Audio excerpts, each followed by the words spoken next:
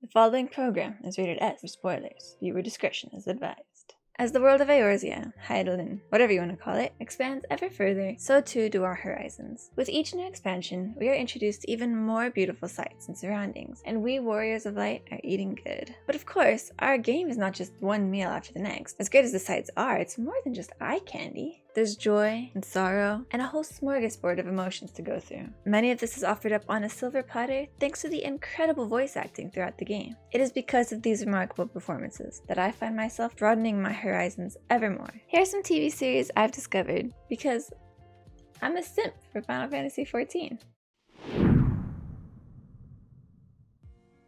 Before we begin, just a few things I want to clarify. This video will focus on the English cast after A Realm Reborn. Because honestly, if we were to do the Japanese cast, or even the previous English cast, we'll just be here all day talking about anime. I also want to emphasize these are shows that I watched because the actors are from Final Fantasy XIV, as opposed to something that I was already watching before and then later discovered that there's an actor from the game in it. I do know there are quite a few actors in this game who have also been in Game of Thrones, and as popular as that show is, I never really watched it. Not completely. I know, what's wrong with me? So that one will not be included. But if you guys are interested, I can do a video on it later. Now with all that being said, there are a plethora of actors in the game, and so therefore there are so many series to choose from. For this video, I'm going to be focusing on a couple of actors. Without further ado, let's get on into it. Wait!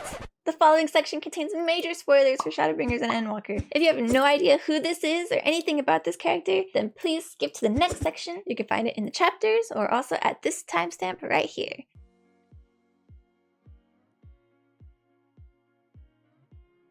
Okay, if you're still here, I'm assuming you're all caught up. So let's continue with our first Simpy. Yes, it's a real word. I looked it up, at least on Urban Dictionary. Our best boy, G'rahatia. G'rahatia, at your service. So I do kind of want to tell you guys a little funny story real quick. I wanted to try to be really clear about the spoilers for this section, not only because it's a major plot point of the MSQ, but also I ended up getting spoiled on that big reveal because I'm a fan of the Japanese voice actor, Uchida Yuma. It all started, of course, in Crystal Tower. As soon as we met G'rahatia, I was already attached to him. Probably because he was like the first real male Mikote character that we had met in the game, in the plot, in the story, as far as I could remember. So I immediately latched onto him, as odd as he was at the beginning. And like someone pointed out in a comment on my previous video, because my character looked a little similar to him, I feel like that helped my bond with him even more. And so like in my head, they were already besties from the beginning. And so of course, after finishing Crystal Tower and he goes to sleep in the tower, I was sad to see him go. But part of me was like, oh, maybe he'll come back. And then one of my friends who I had done the raids with said, you never see him again. And I was like, well, that's weird. Why would you say that? And so I kind of took it to be like, okay, then he probably will come back. But unable to satisfy my curiosity, I did kind of check. And I just saw that yes, he did come back. And I was like, okay, cool.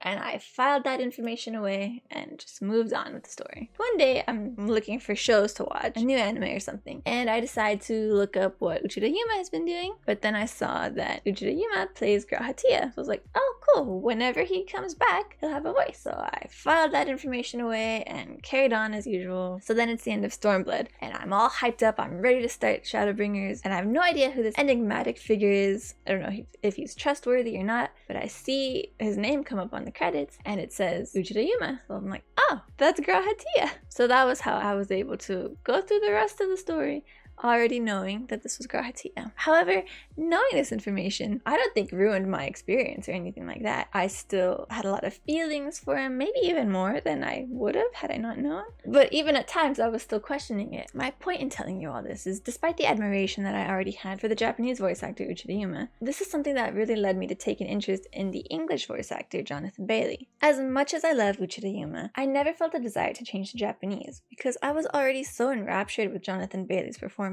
that I wanted to get to know more about him as well. It started out with me just wanting to hear more of his performance in the MSQ. I would rewatch scenes in the Unending Journal or go watch a stream of somebody playing through the MSQ and relive the feelings and everything all over again. But at some point, it just wasn't enough. I wanted to know more of what Jonathan Bailey could do, so I found myself exploring some more of his works. Jonathan Bailey is an English actor who started as a child actor and has since starred in many roles on stage and on screen. One of his most notable roles is as Viscount Anthony Bridgerton on popular Netflix series Bridgerton. After looking a bit at the catalog of his work, Bridgerton did stand out to me because I did remember hearing about it earlier in the year. I knew that it was popular, but it never really interested me because it just seemed like it was about romance. I don't have a problem with romance, but I usually gravitate more towards things like action or fantasy, suspense, horror, things like that. And from what I could tell, this had none of that. Reading a short summary, it says, during the Regency era in England, 8 close-knit siblings of the powerful Bridgerton family attempt to find love. And that's it. After reading that, I wasn't too keen on watching it initially, but after finding out Grahatia is in it, that changed things a lot. I don't think I did it very immediately. I think I was still pretty reluctant, but eventually I did finally sit down and started watching it. And honestly, I couldn't really stop after that. I got way more into it than I thought I would. And I ended up watching the whole thing, seasons 1 and 2, twice within the span of like 2 weeks. I just like the relationships between the whole Bridgerton family. I'm actually pretty eager to see who they will all end up with and how their love stories will go. Of course, this is all with the hopes that Anthony will still be there since he is the head of the household and is in charge of his siblings' matches. I'm hoping he's there for all of the following seasons as well. Wish me luck. So after watching Bridgerton, I was satisfied for a while. Then suddenly, I wanted more again. So I went back to his catalog and looked up for more series, and I ended up finding Broadchurch. Now there are 3 seasons of this series, but I only watched 1 season because it was the only one that was free at the time. This series has quite a star lineup headed by David Tennant, so that already caught my interest. It was a crime show with David Tennant, so I figured why not. I got surprisingly more invested in the show than I was expecting to. I mean, I knew it was a crime drama and that there was going to be a mystery aspect to it, but then I did find myself like really eager to know what the answer was. So I did binge it more quickly than I was expecting to. But not only that, I grew to care about the characters and really felt for them as they were going through this difficult situation. Ollie Stevens, Broadchurch Echo. In this show, Jonathan Bailey plays a young reporter named Ollie Stevens. He's working in a small town. It's all in a small town of Broadchurch, but he wants to be bigger. So overall, his character was sweet, pretty innocent, a little naive. He has a bit of a cunning side to him, but he meant no harm. He was more of a supporting role, so he didn't have as many big moments as he did in Bridgerton. I still enjoyed every scene that he was in. I am a gentleman.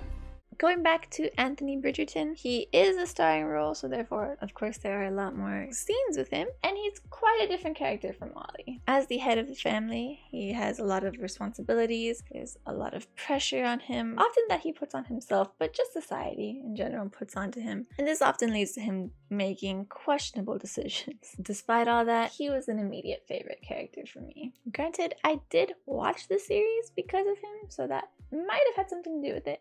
Every rose does have its thorn after all. But he ended up being the type of character that I like, which is complicated and dynamic. There's layers to him. And as the series goes on, you peel back those layers and you get to see more of him, more of his hardships and his traumas. In season 1, he had more of a bad boy persona, a bit rakish. He wasn't always with his family, but when he was there to try to fulfill his duty as the head of the family, it wasn't always with their personal interests in mind. But he did grow and he did learn. However, at the end of the season, he wasn't in the best place mentally and emotionally. So by season 2, we get to explore more about him. Season 2 did focus on him. It was his own love story. So there we got to really explore what's in his head and in his heart. And he's just such a great character. I love you. Jonathan Bailey's performance was exceptional. He's so great, the way he expresses, the way he emotes. I love the interactions he has in the background with his siblings, especially the facial exchanges he often shares with the second brother, Benedict, played by Luke Thompson. It's just so funny and so endearing, and you really get to see a lot of their character without them saying it in the forefront. Personally, I would like to see him interact a little more with some of the other siblings. I feel like he's not as there for them as he could be, but that's also why I hope to see him in all these future seasons. As they all get their own love stories, then he can help guide them, be that support for them when they need it most. You should apply yourself more often, Benedict.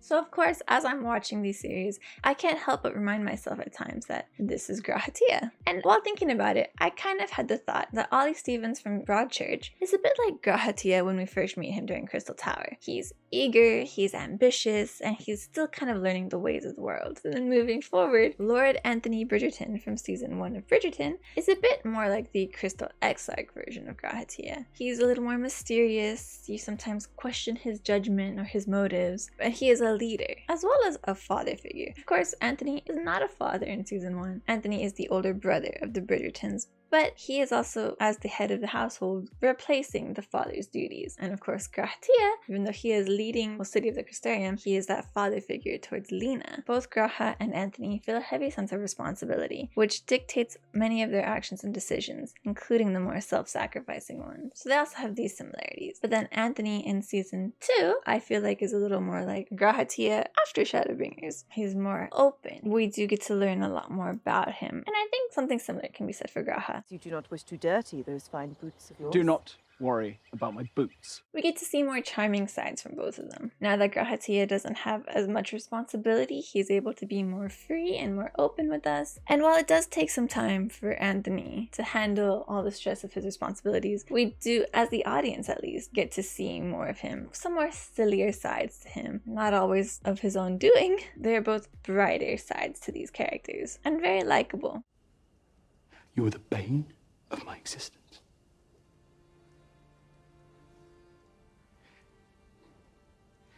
Object of all my desire. Overall though, it was not hard to separate the characters from Grahatia. For the most part, they were their own characters and I was into their stories. It wasn't like I was seeing Grahatia try to find a lover or anything like that. However, occasionally I would remember, and when I would hear something maybe a little more vulgar, I would suddenly realize like, oh my god, this is Grahatia. For example, the very first scene that you see of Anthony in Bridgerton was a little shocking because you'll never see Grahatia like that. Or occasionally if he dropped an F-bomb or he was like really angry. Wherever it was you chose to fuck about for God knows whatever reason. It made me want to hear an angry Grahatia. Like to see him get like almost feral or something. I think would be kind of cool. And I know he could do it. She is aggravating. Just saying. Is this yours? Oh no. You're welcome to. You near threatened to beat me the last time I touched that. You exaggerate. Both of these series are not something I would normally watch, but they intrigue me. After talking about all of this, I do want to go back and watch more of Broadchurch. Initially, once I finished the first season, I felt good enough. The ending of it was a little sad. It made me feel a little down. But after having time to reflect on it and think about it more, it does seem like some of the plot points that were left still a little open could still be addressed in the following seasons. So I'm curious to see what will become of all that, as well as what new challenges they will face. So you find my smile pleasing. But of course, like I already said, I really enjoyed Bridgerton, especially the second season. And not only because it had more Jonathan Bailey, though that was an obvious plus. But I found myself really connecting to the character Kate as well, played by Simone Ashley. I just wanted them both to be happy. I thought that the journey they both went on to focus on their own happiness was very touching. After watching both seasons, as well as Queen Charlotte, A Bridgerton Story, I'm super excited for Bridgerton Season 3. I'm also super looking forward to some of Jonathan Bailey's future works like Fellow Travelers and Wicked, because yes, you heard me right. He is going to be in Wicked, which I think is 2 parts. I've never consumed anything of Wicked. I haven't seen anything. I've never read it. But I hear good things about it. So now I can finally know what Wicked is all about.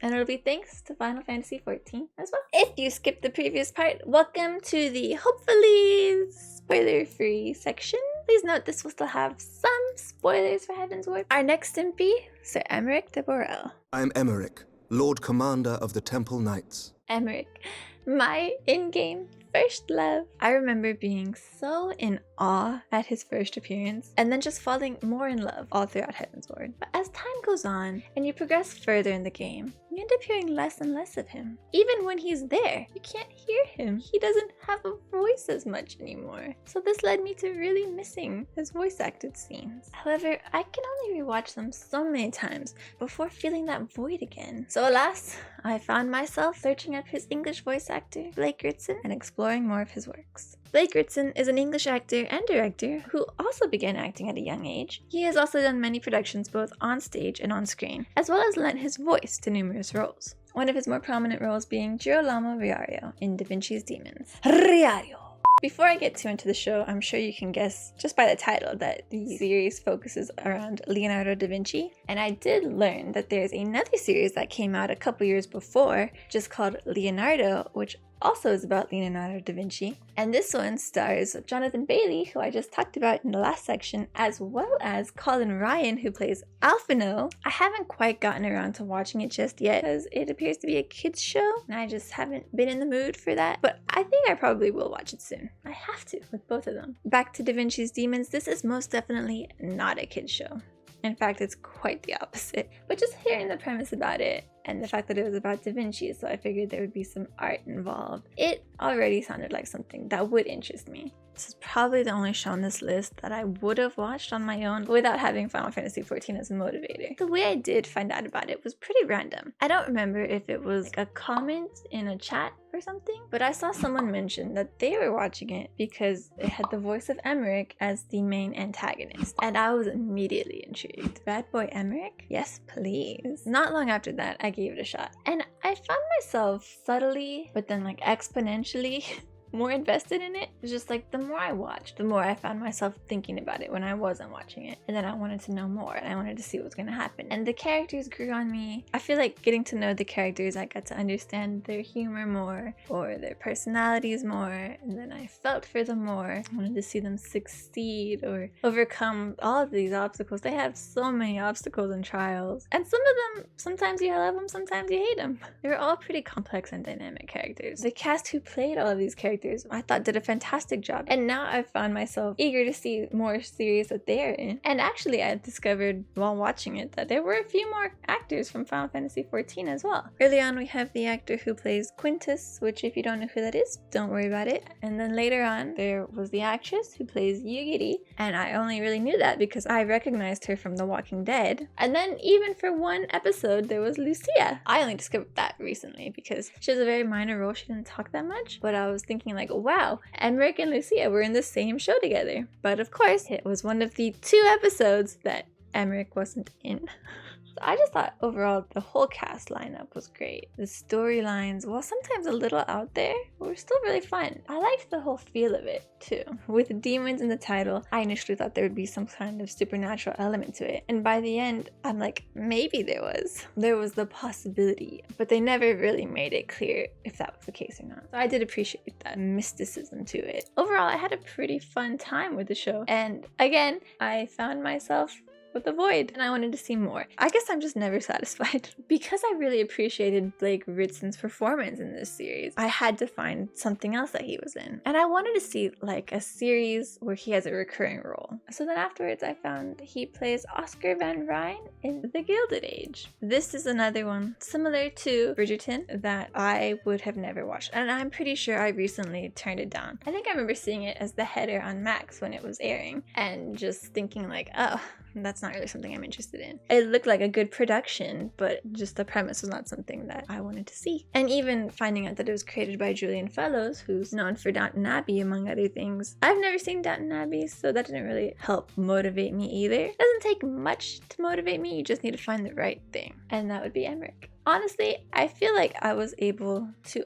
understand The Gilded Age better because I had watched Bridgerton, which was mentioned in the previous section, for those who are wondering why I keep bringing it up. Like Bridgerton, this is not a premise I would normally gravitate to, but I found myself oddly enamored by the setting and the scenarios that the characters were facing. It was definitely a huge tonal shift from Da Vinci's Demons, but still very pleasant. Both of these I watched more recently, so they're still occupying a great portion of my mind. I am Lord Girolamo Riario, Count and Captain General of the Holy Roman Church. While Girolamo Riario is the antagonist to the main character Leonardo da Vinci, in my opinion, he's not evil. There's so many sides to him, from his ruthlessness to his vulnerabilities, with a touch of insanity and everything in between. Count? Artist. The two of them actually share many similar qualities, so I enjoyed seeing how his character progressed and how their rivalry evolved. You're back. You're alive.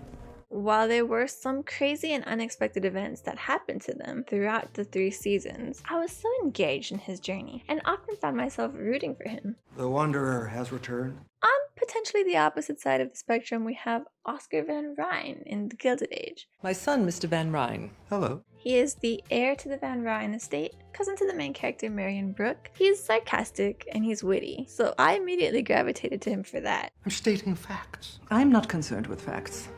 Not if they interfere with my beliefs. I give you prejudice in a nutshell. I have seen him described as an antagonist or even a villain for this series, but honestly I don't really see it. I think there are certain characters who are more villainous, who are more cunning, more treacherous, and more ruthless. I don't think he's that bad. I like to win. He has his goals, he knows what he wants. Due to his own personal secrets, he has to disregard the feelings of others in order to gain his own happiness, which involves more money. And I think because of this, maybe that's why people see him as the villain, because one of these people he could potentially hurt is a young girl. But I feel like he's actually pretty harmless. And despite all his trickery, I find him to be a very honest and open character. Oftentimes he'll be the one to say what everyone else is thinking, but they're too afraid to say out loud, and he doesn't hold much back. When you say those words, you stab me in the side. And it's lucky you have the skin of a rhinoceros.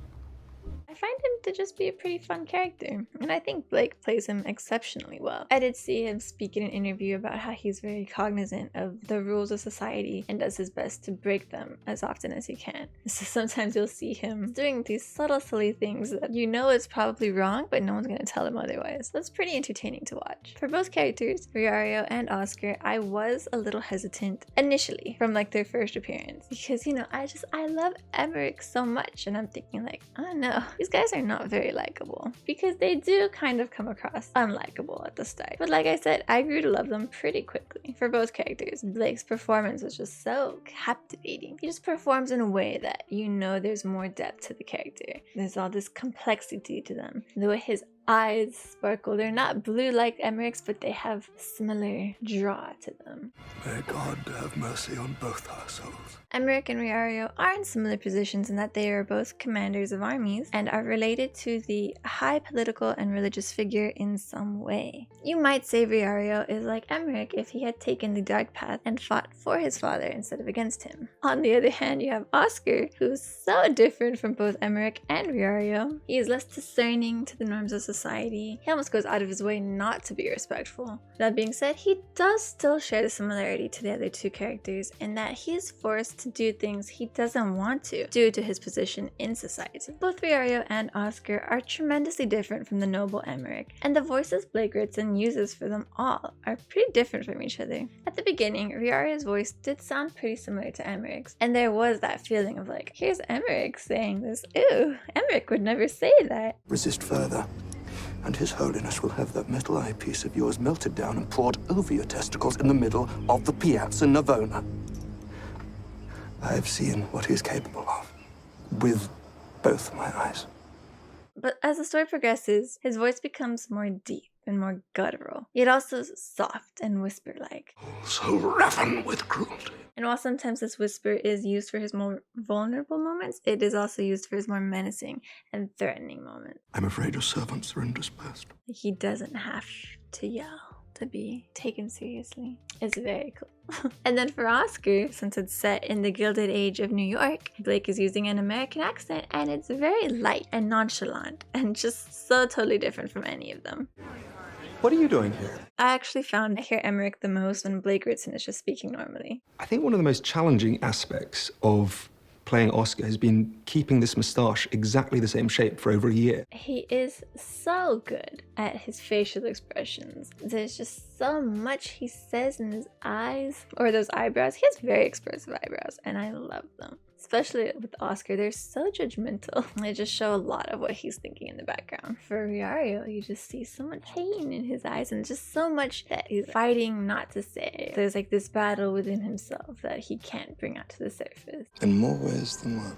Like I said, I ended up getting way more invested than I thought I would in both Da Vinci's Demons and The Gilded Age. And after watching Da Vinci's Demons, it really made me question how much is based off of history, based off of facts. I know most of it is probably not. There's a lot that is exaggerated. Rather than wanting to look up a history book, it made me want to see other media based off of the same stories to see which stories would translate and these other iterations of it. So again, this is another reason why I am a little curious to watch Leonardo now. And even the Netflix show Medici, which I never really had an interest in before. Suddenly, I have gained a new interest in that one as well. So still ever broadening our horizons. As for the Gilded Age, I find that I can't stop thinking about it, which is not at all what I thought would happen after watching the series. I thought it'd just be like a one and done kind of deal. There's supposed to be a season 2 of it coming out later this year. In Max's Coming This Year trailer, which happened at like the end of December, they showed very few clips. It was like a few seconds. They showed just enough to really get me going. It showed Oscar collapsing and he appeared to be injured. Suddenly I'm like, why is this happening? What's happening to him? I was the target audience for that minor little clip. By the end of the season, as I started thinking about what could happen next season, one of the things I thought that I wanted to see was like Oscar getting humbled. He has all these plans and he thinks it's going well for him. So I wanted to see something happen where he has to struggle a little bit. Especially because one of the more dramatic moments I thought would happen with him in the first season didn't even happen on screen. That's fine. I get why. It's something I would have liked to see. So I do want to see some more drama with Oscar. But I wasn't expecting it to be that. So now I'm thinking of all these potential reasons why that could happen to him. And it's a little sad that there are a lot of reasons why he could be injured. Why someone would want to beat him up, or was it an accident? I've also put on my little sleuthing hat. I've been looking at some behind the scenes photos that have been released on, I guess, like their Instagrams or something. And I've noticed that the dresses that the ladies are wearing in this scene appear to be the same dresses when they're coming out of a church. It appears to all be the same day. I'm trying to think what could happen between this time and then him coming into their house like this. There are a lot of possibilities. Did he insult someone's wife? Someone's daughter? Did he insult a priest? I don't know. I know I'll get my answer soon, but just seeing that 1 second clip has had my mind racing, and I'm basically just writing fan fiction in my head at this point. So I have been thinking about that way too much. But if you guys are watching it and you have your own theories, let me know. Then I also heard, this is not confirmed, this has not been officially released as far as I know, take it with a grain of salt, but it's possible, at least he's being considered, it looks like we might see Blake Ritson in season 2 of Interview with a Vampire. I thought that was pretty crazy. I don't know if his character would be a vampire, but just to see him in that setting I think would be very fun, and he would totally fit the vibe. And then we can get Vampire Emmerich. I started these series because I love the performances of the actors in the game, and funnily enough, these characters ended up being my favorite characters in their respective series. Now I can't say with 100% certainty that there's no bias involved. I'm sure there is. Still, each of these characters were filled with their own charm, in both their strengths and their flaws, and I found myself captivated with their stories. Plus, I appreciated that I could continue my simping, respectfully, of course. Though I was initially hesitant about most of these series, I ended up finding some great entertainment that I would have never found otherwise. Now I'm eager to see more works of Jonathan Bailey and Blake Ritson, as well as other actors from the game. What can I say? Sometimes simping pays off. Again, I just wanted to focus on a couple of actors for this one and their works, but if you like this video and want to see more, let me know in the comments down below and by hitting that thumbs up, and I will be happy to do more. I already have a few others in mind. If you made it this far and liked the video, please consider hitting that thumbs up. And if you want to hear me raving more about shows, movies, or games, click that subscribe button and the bell to get all alerts. Hope to see you guys in my next video.